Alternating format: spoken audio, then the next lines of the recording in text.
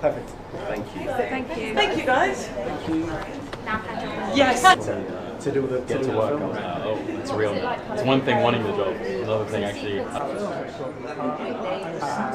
realised there's got a minute. In the film, I was like, so yeah.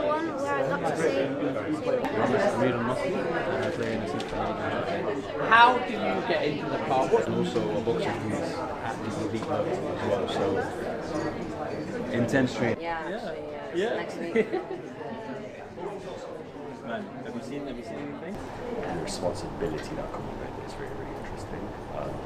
You see his rise to fame, it does really inspire like that. It's just Of course. But were you a fan of his 25? Yeah, absolutely. In your career that almost inspired you the same way Rahasia inspired you?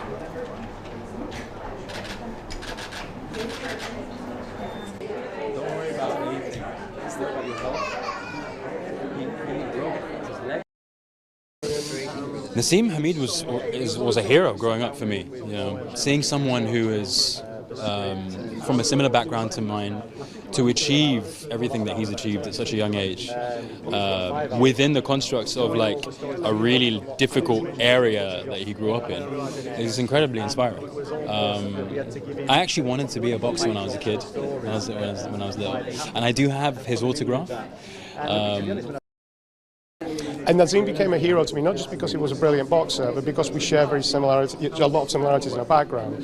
We're from the same neighbourhood pretty much, maybe 6 miles away from where he lives, where he grew up. And also, whereas Naz is the son of Yemeni immigrants, I'm mixed race, I'm the son of an Indian immigrant, and those are very different countries. We were both called the same thing when we were kids. And there weren't really people that looked like Naz, on our screens. And suddenly, in the sport that I love the most, there was someone, that we felt represented by my brothers and I.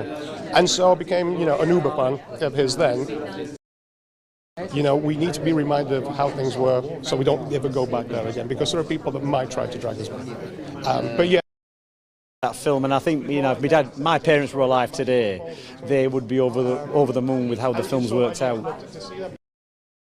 He did meet Pierce years ago, about 30 odd years ago in America, and he come to watch Naz box, and my dad was wrapping Naz's hands this way. Naz was sat there with his back to the door. Oh sorry, my dad was sat there, and Naz was sat here, and Pierce walked in through the door, and Naz went, "Brendan, James Bond's here."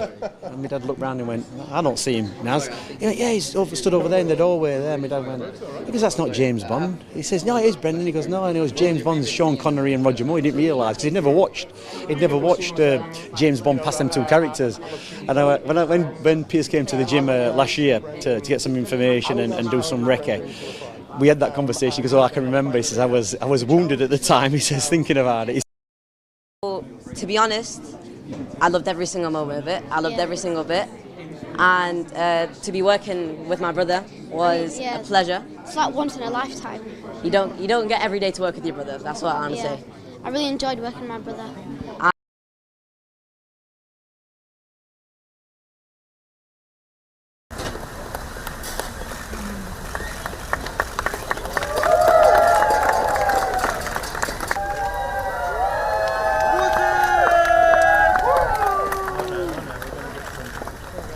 Hi everybody. Russia destroyed hospital, Russia destroyed school, Russia destroyed lives, Ukrainian lives. But we will survive. We will republic our country, like a mosaic, piece by piece.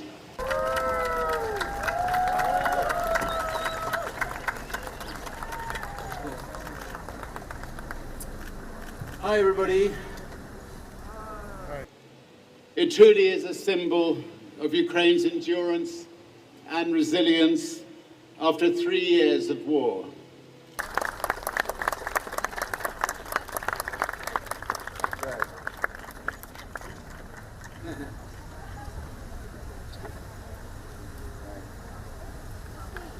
Where do we go again?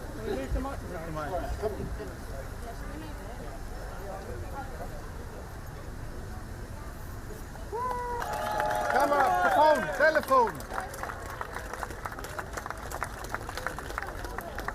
Happy birthday, Richard! Mr. Branson?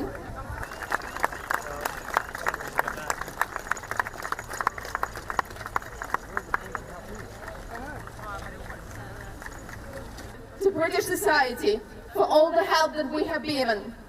And it's a pleasure to invite Mr. Alex Sobel.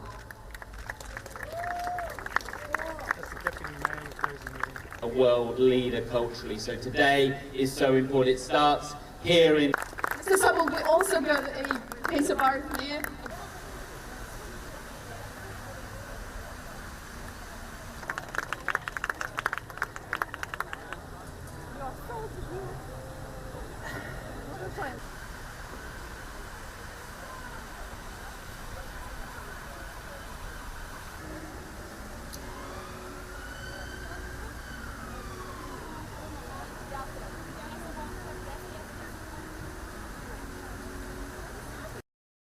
Because of it was incredible. It was just its incredible beauty, and it immediately became a symbol of creative freedom. So Soviet Secret Service murdered her, and then Russians destroyed an original mosaic. And it's like, it's orphan now. We have it in Ukraine. It's our pain. And we want to find new ways of communication to tell about the war in Ukraine and to remind everything, our pain, names of artists who dedicated their life to Ukraine. And we have it even now, every day, every single day we are losing our best people, our culture in this war. That's why it's so important. And who dala Gorska who have ever think that the Kestrel will stand in the heart of United Kingdom, surrounded by great people? I think no, but I believe that she's smiling, looking at us down from heaven now. London stands in solidarity with the people of Ukraine, and culture specifically is very powerful. It can bring us together, and it can provide the space for imagination, and through that we can find hope. We know that over 500,000 artworks have been stolen from Ukraine, and there's been great damage to the heritage of the country. And so moments like this are extraordinarily powerful. Bringing it all together, they become a symbol of resilience, of resistance, of solidarity, of imagination, and of hope.